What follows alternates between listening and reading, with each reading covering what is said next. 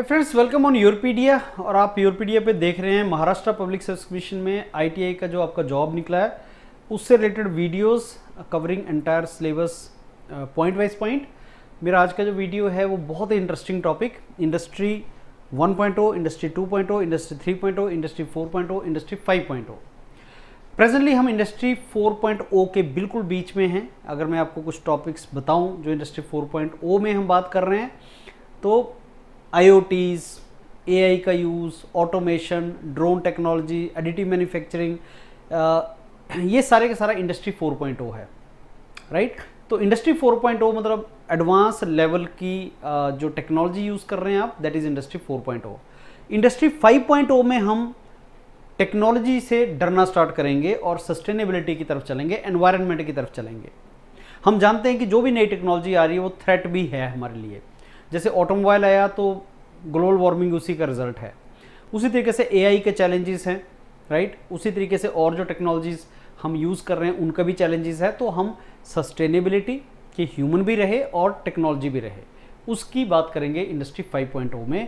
और industry 1.0 start हुआ था लॉन्ग बैक, इंडस्ट्रियल जब एरा स्टार्ट ही हुआ था 18th सेंचुरी 19th सेंचुरी के शुरू में, तो उसमें हम स्टीम इंजन वगैरह की बात करते थे। उससे भी पहले हम मशीन जब स्टार्ट हुई कि एक मशीन है जिसने ह्यूमन को रिप्लेस करना स्टार्ट किया, तो मशीन जब बॉर्न हुई तो वो इंडस्ट्री 1.0 था। और आज मशीन जब बहुत ही स्मार्ट हो गई है, इंटेलिजेंट हो गई है, आर्टिफिशियल उसमें इंटेलिजेंस आ गया है, तो इंडस्ट्री 5.0 की रिक्वायरमेंट पड़ रही है। तो ये जो हमारा सारे के सारा लेक्चर है friends, Maharashtra public service commission का जो आप देख रहे हैं, ये 15 अक्टूबर इसकी डेडलाइन अभी आपका फॉर्म भरने की। और इसमें 132 वैकेंसीज हैं और ये पोस्ट हैं प्रिंसिपल, वाइस प्रिंसिपल वगैरह की। और ये अच्छी अपॉर्चुनिटी है। और आज का जो मेरा लेक्चर है वो इवोल्यूशन है इंडस्ट्रियल डेवलपमेंट का, कि इंडस्ट्री किस किस तरीके से डेवलप हुई। Industry 1.0, industry 2.0, industry 3.0, 4.0, 5.0। तो इंडस्ट्री का डेवलपमेंट किस तरीके से हुआ, इवोल्यूशन किस तरीके से हुआ, ये सारे का सारा मेरा जो लेक्चर है ये उसके बारे में है। तो इंडस्ट्री 1.0 हमारा जो स्टीम बेसिकली इंजन की टेक्नोलॉजी हुआ करती थी। इंडस्ट्री 2.0 इलेक्ट्रिसिटी का टाइम आ गया। 3 में कंप्यूटर आना स्टार्ट हुए। 4 में हमारा क्लाउड कंप्यूटिंग, IoTs इसकी बात हुई। और 5 में देखो ग्रीन नज़र आ रहा है, मतलब हम 5 के अंदर जब पहुंच रहे हैं अब, तो हम सस्टेनेबिलिटी की बात कर रहे हैं, एनवायरनमेंट की बात कर रहे हैं। तो ये जो आपका एक डायग्राम है, इस डायग्राम में आपको सारा दिखेगा कि इंडस्ट्री में क्या है, कौन सा इंडस्ट्री रिवोल्यूशन में क्या हुआ था। तो बेसिकली स्टीम पावर जो आपको इंजन नज़र आ रहा है 1.0। उसके बाद हमने इलेक्ट्रिसिटी की बात किया तो बल्ब आपको नज़र आ रहा है। उसके बाद कंप्यूटर एंड ऑटोमेशन आया तो आपको कंप्यूटर नज़र आ रहा है। उसके बाद IoT आ गया, मतलब सारा क्लाउड कंप्यूटिंग आ गया, ये है। और फिर हम ह्यूमन मशीन कोलैबोरेशन, ये आ गया। तो अगर आप देखोगे ध्यान से तो आपको सारी इंडस्ट्रियल रिवॉल्यूशन किस तरीके से इवॉल्व हुआ, 1.0, 2.0, 3.0, 4.0, 5.0 किस तरीके से इवॉल्व हुआ, वो सारा आपको यहाँ पे नजर आएगा। तो this is how this all evolved for industrial revolution.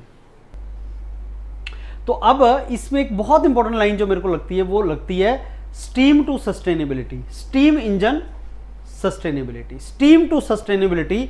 Industry 1.0 से लेके इंडस्ट्री 5.0 तक हम बात करते हैं steam to sustainability, the journey of industrial evolution.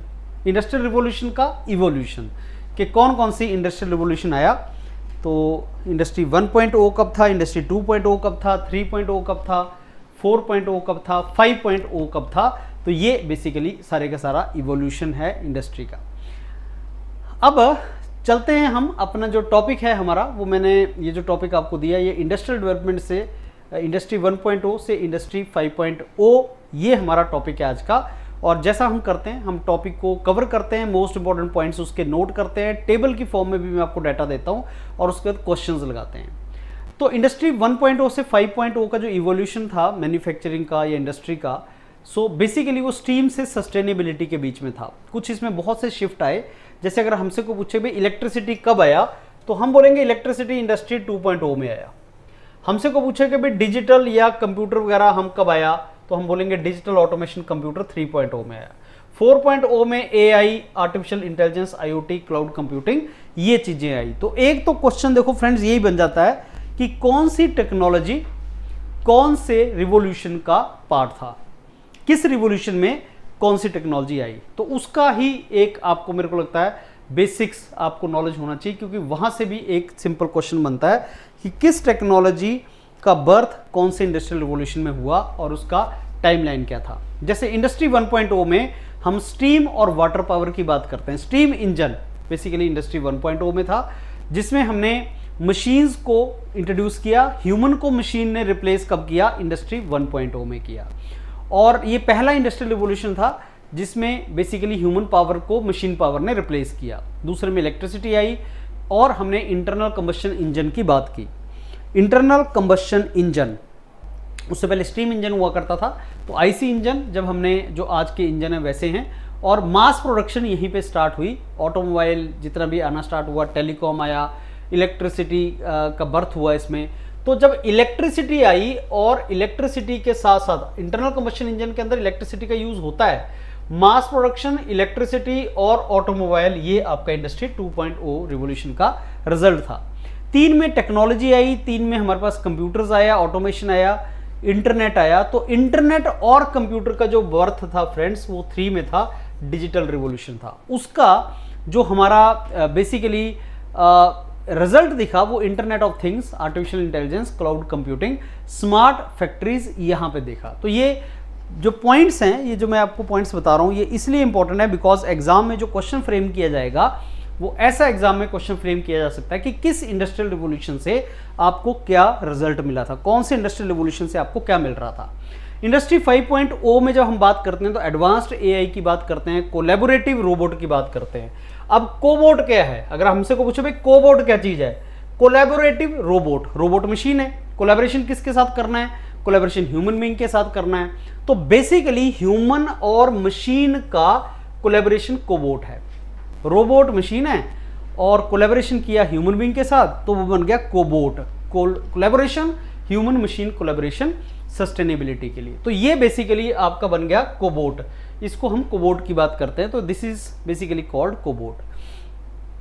अब इंडस्ट्रियल रिवॉल्यूशन की जर्नी इंडस्ट्री 1.0 से इंडस्ट्री 5.0 के बीच की जर्नी कैसे है, वो जर्नी हम इस तरीके से देख सकते हैं। तो इंडस्ट्री 1.0 अगर आप टाइमलाइन के हिसाब से देखें, मेरे को नहीं लगता इसमें से कभी क्वेश्चन को पूछेगा, लेकिन टाइमलाइन से हम देखें तो इस तरीके से टाइमलाइन आप ले सकते हैं। और इसमें एक और चीज आप देखो, इंडस्ट्री 1.0 और इंडस्ट्री 2.0 के बीच में 100 ईयर्स का गैप है, और उसके बाद आपका 100 ईयर्स का गैप है, और उसके बाद आपका 10 साल कितना फास्ट ये आपका इवॉल्व हो रही है टेक्नोलॉजी। तो अब टेक्नोलॉजी में अपग्रेडेशन जो है या इवोल्यूशन जो है टेक्नोलॉजी के अंदर वो बहुत फास्ट हो गया है। वो कम टाइम में इवॉल्व हो रही हैं चीज़ें और ज़्यादा फास्ट चल रही हैं। तो water power, mass production, electric power, computers, IoTs and now this is human and machine collaborative system. Sustainability की जो हम बात करते हैं वो कोलैबोरेटिव सिस्टम ये है।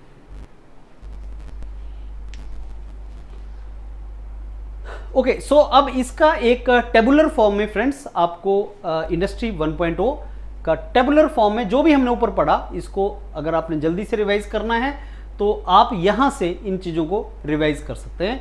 जैसे इंडस्ट्री 1.0 में आपने हैंडीक्राफ्ट या हाथ से करने वाली चीज़ों को रिप्लेस कर दिया मशीन के साथ, और आपकी स्टीम पावर वहां पे थी। इंडस्ट्री 2.0 में आपके पास इलेक्ट्रिसिटी आ गया, इंटरनल कंबशन इंजन आ गया, और ऑटोमोबाइल वगैरह, टेलीकॉम वगैरह इसमें आ गया।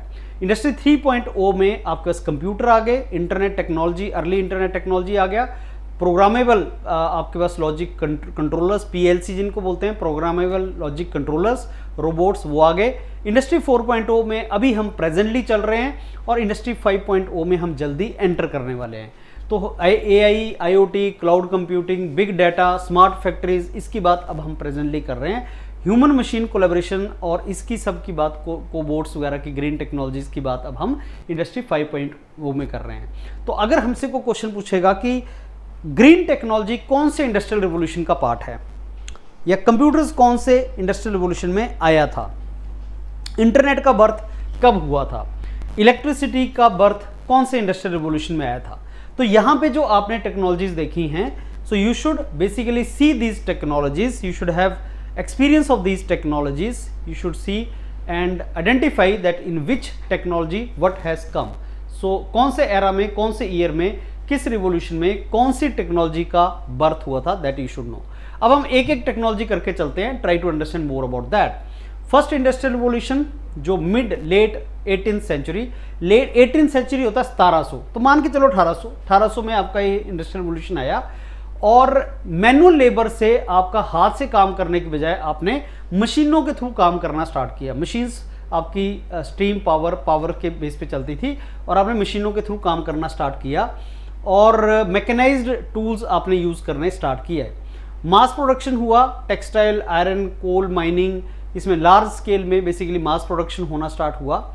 एंड जो सोसाइटीज़ थी वो वर्कफोर्स एग्रीकल्चर से, सोसाइटीज जो हैं, पहले तो सारे लोग मैनुअल काम करते थे, तो एग्रीकल्चर में काम करते थे, खेतों में काम करते थे, वहाँ से एग्रीकल्चर से शिफ्ट होके वो इंडस्ट्रीज़ की तरफ उन्होंने काम करना स्टार्ट किया.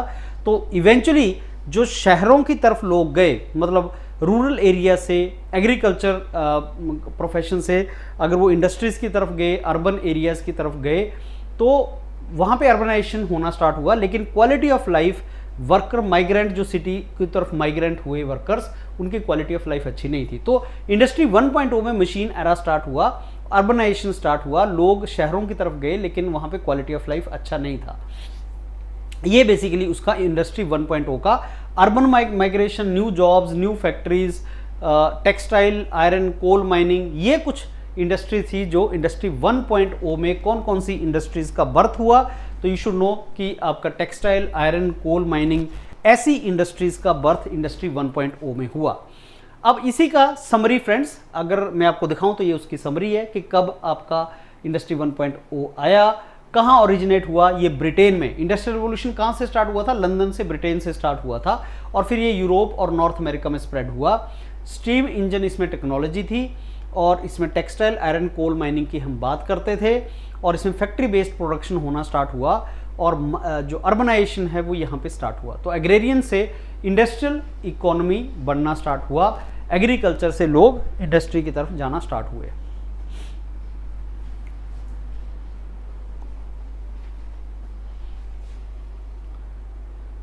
ओके, अब इंडस्ट्री 2.0 क्या था फ्रेंड्स, ये टेक्नोलॉजी रिवॉल्यूशन था और ये 1870 और 1914 के बीच में ये हुआ और इसने ये स्टार्ट हुआ विद वर्ल्ड वॉर 1 के टाइम पे. ये बेसिकली आपका इंडस्ट्रियल रिवॉल्यूशन था वो बेसिकली जो वर्ल्ड वॉर 1 थी तो उसके स्टार्ट होते ही ये आपका सेकेंड रिवॉल्यूशन एंड हुआ था.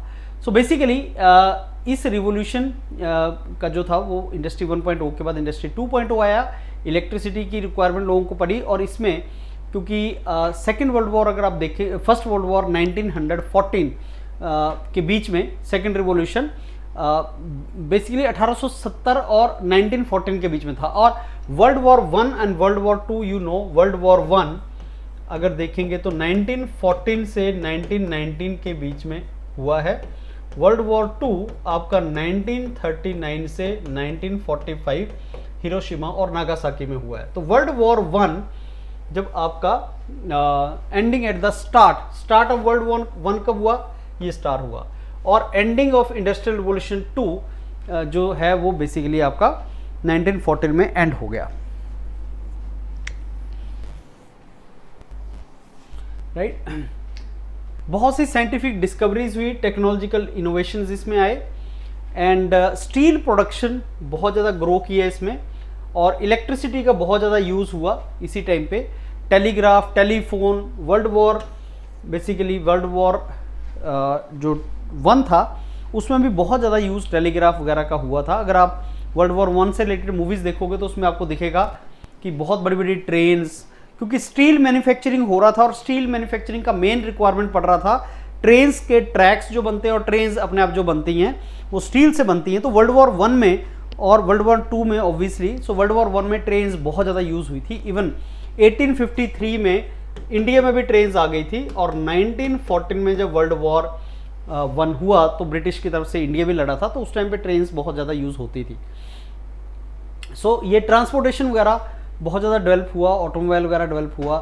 तो हेनरी फोर्ड की जो असेंबली लाइन है वो इसका टिपिकल एग्जांपल है जिसमें मास प्रोडक्शन स्टार्ट हुआ। तो world war industrial revolution 2 is all about electricity, steel and automobile. तो इलेक्ट्रिसिटी, स्टील, ऑटोमोबाइल आपका इंडस्ट्रियल 2.0 का एक रिजल्ट है। लेकिन ऑब्वियसली जो लोग थे इंडस्ट्रीज में काम करते थे उनकी लाइफ, उनकी क्वालिटी ऑफ लाइफ बड़ी हार्श होती थी इसमें भी। और अगर आप देखोगे क्या क्या इन्वेंशन हुई हैं इंडस्ट्री 2.0 में, तो light bulb, Thomas Alva Edison, telephone, Alexander Graham Bell, फिर हेनरी फोर्ड का ऑटोमोबाइल का assembly line, first metal frame जो बनाया गया था शिकागो में, स्काई स्क्रेपर शिकागो में सबसे पहले जो बना था, first metal frame sky scraper Chicago में बना था, internal combustion engine and aeroplane, ये सारा सेकेंड रिवोल्यूशन का रिजल्ट था। Again Britain, Germany, United states. और वर्ल्ड वॉर 1 में आप देखोगे यही कंट्रीज आपकी मेन कंट्रीज थी जहां पे लड़ाई हुई थी। तो जर्मनी, हिटलर, वर्ल्ड वॉर 2 में हिटलर था, लेकिन वर्ल्ड वॉर 1 में भी he was a soldier in that. ये टेक्नोलॉजीज थी इसमें। तो radio, telephone, internal combustion engine, aeroplane, सब।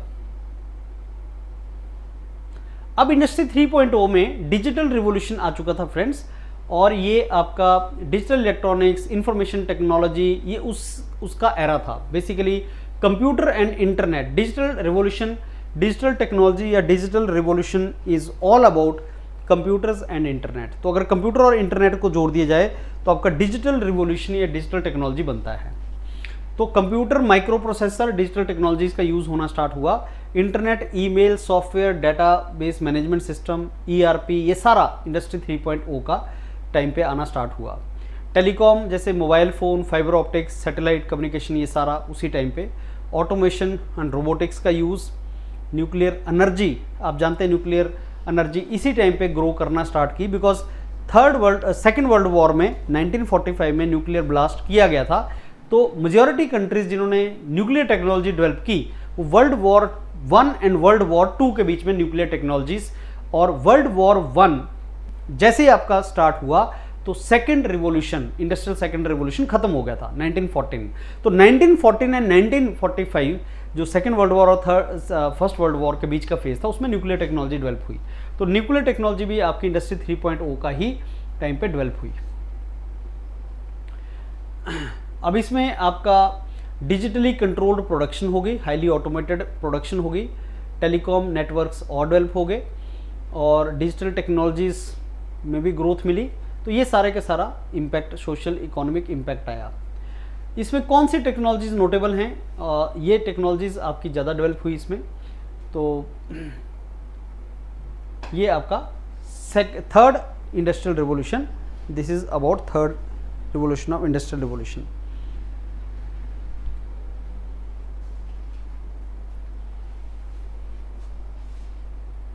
अब चलते हैं इंडस्ट्री 4.0 रिवॉल्यूशन। इसमें इंटेलिजेंट डिजिटल टेक्नोलॉजीज को मैन्युफैक्चरिंग और इंडस्ट्रियल प्रोसेस के साथ जोड़ा गया। अब अगर डिजिटल टेक्नोलॉजीज आ गई हैं, अब ऐसा लग रहा है कि एक तरफ तो इंडस्ट्रीज है, एक तरफ तो मशीनें हैं, और दूसरी तरफ डिजिटल टेक्नोलॉजी है। एक तरफ तो इंटरनेट है, कंप्यूटर, और दूसरी तरफ मशीन्स हैं। तो क्या मैं लेथ मशीन को या भारी हैवी मशीन को मैं स्मार्ट बना सकता हूँ, उसको डिजिटल टेक्नोलॉजी के साथ जोड़ सकता हूँ? Answer is yes. और यही था आपका इंडस्ट्री रिवॉल्यूशन 4.0। तो अब जो स्मार्ट मशीन्स की बात हम करते हैं कि भाई मशीन्स आपका इंटरनेट के थ्रू या कंप्यूटर के थ्रू उसको हम दे सकते हैं, कमांड दे सकते हैं, उसका एल्गोरिदम में डाल सकते हैं। तो वो सारे के सारा आपका इंडस्ट्रियल इंटरनेट ऑफ थिंग्स वो इंडस्ट्री 4.0 में हुआ। AI, machine learning, big data, industry internet of things, robotics, automation, cloud computing, smart factories, augmented reality, virtual reality, जितनी भी तुम आज की टेक्नोलॉजीज की बात करते हो ये अगर तुम्हें दिखेगा यहाँ पे सारी इंडस्ट्री 4.0 है। तो इंडस्ट्री 4.0 में आपकी ये सारी टेक्नोलॉजी जिनकी आज हम बात करते हैं ये इंडस्ट्री 4.0 की ही टेक्नोलॉजीज हैं, जिनमें आप देख लो इंडस्ट्री इंटरनेट ऑफ थिंग्स की बात करते हैं जिसमें आप सेंसर्स, डिवाइसेस ये सारी यूज़ करते हो, और similarly AI, machine learning, big data, सारा रोबोटिक्स, ऑटोमेशन, ये सारा उसी में हम बात करते हैं। तो क्या बेनिफिट है इंडस्ट्री 4.0 का? ऑब्वियसली प्रोडक्टिविटी, एफिशिएंसी बढ़ेगी, और मैन्युफैक्चरिंग ऑपरेशन आपका ज़्यादा एफिशिएंट होगा, प्रोडक्टिविटी उसमें बढ़ेगी, मैन्युफैक्चरिंग सिस्टम को हम ज़्यादा एफिशिएंटली यूज़ कर सकते हैं। और कस्टमाइजेशन होगा प्रोडक्ट्स का, हम कस्टम मेड प्रोडक्ट्स बना सकते हैं और क्वालिटी बढ़ेगी, ऑटोमेटेड कंट्रोल होगा। इंडस्ट्री 4.0 पॉपुलराइज हुआ 2011 में, जब जर्मन गवर्नमेंट ने इंडस्ट्री 4.0 इनिशिएटिव लिया डिजिटलाइज्ड मैन्युफैक्चरिंग के लिए। और obviously this is the important thing about industry 4.0। तो ये टेक्नोलॉजीज है फ्रेंड्स। इसमें मेरे को लगता है एग्जाम में क्वेश्चन जो नॉर्मली आएगा वो कौन सी टेक्नोलॉजी कौन से इंडस्ट्रियल रिवॉल्यूशन में आई थी और क्या उसका टाइमलाइन था, इसमें से क्वेश्चन फ्रेम किया जा सकता है। टाइमलाइन क्या था, कब कोई टेक्नोलॉजी आई है, उससे रिलेटेड।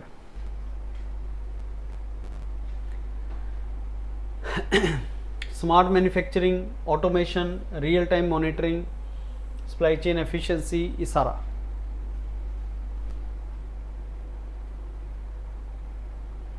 अब इंडस्ट्री 5.0 का नॉलेज लोगों को कम है क्योंकि ये चीज़ अभी आ रही है, आई नहीं है, आ रही है और ये नीड है। वाई? बिकॉज अब देखो सारे के सारा आपका आर्टिफिशियल इंटेलिजेंस आ गया, आर्टिफिशियल इंटेलिजेंस आ गया, टेक्नोलॉजी बहुत टाइम से आई हुई है, तो उसके जो नेगेटिव इम्पैक्ट है ह्यूमन बीइंग के ऊपर वो दिखने स्टार्ट हो गए हैं। People have started seeing the negative aspect of the technology on their lives. तो अब रिक्वायरमेंट है कि जो टेक्नोलॉजी का यूज़ है वो सस्टेनेबल हो एंड हम कोलैबोरेशन में काम करें, मशीन और ह्यूमन बीइंग कोलैबोरेशन में काम करें। मशीन जो है वो ह्यूमन बीइंग को रिप्लेस ना करे, लेकिन कोबोट करें हम, कोलैबोरेटिव रोबोट, रोबोट्स के साथ कोलैबोरेशन में काम करना। तो ह्यूमन बीइंग को भी रहना है और मशीन्स को भी रहना है, तो उस तरीके से कोलैबोरेशन में करें, ह्यूमन सेंट्रिक हो और सस्टेनेबल हो और रेजिलिएंट अप्रोच हो टू इंडस्ट्रियलाइजेशन। तो ये है इंडस्ट्री 5.0 और ये ह्यूमन सेंट्रिक जो ह्यूमन नीड्स और क्रिएटिविटी को फोकस करेगी, सस्टेनेबिलिटी, एनवायरनमेंट की सस्टेनेबल हो, waste reduction, circular economy model पे वर्क हो, रेजिलियंस और पर्पस ड्रिवन प्रोडक्टिविटी के हमें जितना चाहिए हम उतना प्रोडक्शन करें। जैसे आपने सर्कुलर इकोनॉमी का आपने कंसेप्ट जानते हो, सर्कुलर इकोनॉमी मीन्स वेस्टेज नहीं होना चाहिए, रिसोर्स वेस्टेज नहीं होना चाहिए, जितना आपको रिक्वायरमेंट है उतना करो, बाकी को बेसिकली फर्बिश करो, उसको रीसर्कुलेट करो, उसको तो रीयूज करो उसको। तो ये सारे का सारा इंडस्ट्री 5.0। तो कोलैबोरेटिव रोबोट्स मैंने आपको बताया, use of AI, digital twin, advance analytics, simulate, optimise करना, इनोवेट करना रियल टर्म में, वो सारे का सारा हम टेक्नोलॉजी फाउंडेशंस में करें। सोशल और इकोनॉमिक इम्पैक्ट इसके, वर्कर्स की wellbeing, skill development, human creativity, तो बेसिकली उसी के ऊपर हमने ज़्यादा फोकस इसमें किया हुआ है। ओरिजिन एंड विजन बेसिकली इसका, तो ये टर्म्स यूरोपियन कमीशन की तरफ से सजेस्ट की गई है और इसके ऊपर वाइट पेपर मीन्स एक पॉलिसी पेपर जो ह्यूमन सेंट्रिक फ्यूचर और सस्टेनेबल फ्यूचर हो उसके बारे में बात करता है। तो मिड 21st सेंचुरी मतलब 2050 के आसपास मिड 21st सेंचुरी वो होती है और इंडस्ट्री 4.0 को अगर हम ह्यूमन सेंट्रिक सस्टेनेबल बना दें तो इंडस्ट्री 5.0 बन जाती है। ओके अब फ्रेंड्स, जैसे मैं हर टॉपिक के एंड में आपको कुछ क्वेश्चंस प्रोवाइड करता हूं, उन क्वेश्चंस को हम करते हैं और उन क्वेश्चंस के थ्रू हम सारे के सारे कंसेप्ट को समझने की ट्राई करते हैं। तो फॉर एवरी लेक्चर आपका ये 20-25 मिनट से आधे घंटे के बीच का लेक्चर होता है और मैंने आपको बताया था कि हर टॉपिक को 5-6 लेक्चर्स में कवर किया जाएगा और ऐसे हंड्रेड्स ऑफ लेक्चर्स आपको देखने हैं जिनमें कंटेंट कवर करना है और लेक्चर कवर करना है। तो लेक्चर जैसे मैंने आपको अभी डिस्कस किया, उसको करने के बाद फिर आप इस डॉक्यूमेंट को लेंगे, फिर इस डॉक्यूमेंट को पढ़ेंगे और इसमें ये भी जो बोर्ड में लिखा हुआ उसको भी आप गो थ्रू करेंगे और साथ में आपको जो एंड में क्वेश्चन दिए जाते हैं फ्रेंड्स, वो क्वेश्चंस भी आप लगाएंगे। तो जब आप उन क्वेश्चंस को भी करेंगे तो आपको ये सारे का सारा टॉपिक में कॉन्फिडेंस आ जाएगा और एग्जाम, क्योंकि सिलेबस बहुत ही वास्ट और अच्छे तरीके से उन्होंने 20 टॉपिक्स में सारे का सारा सिलेबस दे रखा है, तो आप ये मान के चलिए कि क्वेश्चन इसके बियॉन्ड नहीं आएगा। वो हर टॉपिक में से अगर वो 100 क्वेश्चन बनाने तो हर टॉपिक में से 5-6 क्वेश्चन बनेंगे और वो टॉपिक भी आपके 5-6 ही इंपॉर्टेंट टॉपिक्स हैं। तो हर टॉपिक में से एक क्वेश्चन फ्रेम किया जा सकता है and that way I think आपकी सारी की सारी प्रिपरेशन को आपको करना चाहिए। आपके सारे सिलेबस में जितने भी टॉपिक्स, सब टॉपिक्स मेंशन्ड हैं, उनको एक टॉपिक को, जैसे इंडस्ट्री 1.0 से लेके इंडस्ट्री 5.0 के बीच का इवोल्यूशन क्या था, ये एक टॉपिक था जिसको हमने आधे घंटे में कवर किया। आपको इतना ही टाइम इसको देना है, हाफ एन आवर अगर आपको एक इसको देंगे, टॉपिक को देंगे, तो आप मान के चलिए कि आपके पास 100 आपके पास अगर ऐसे 100 टॉपिक भी आपके पास आते हैं तो यू अंडरस्टैंड 50 आवर्स का आपका सारे का सारा ये कवर होना चाहिए 50 आवर्स में, और along with the questions and along with the जितना भी कंटेंट है आप इसको कवर करेंगे। तो all the very best, keep watching Yourpedia for this module of Maharashtra public service commission. Thank you.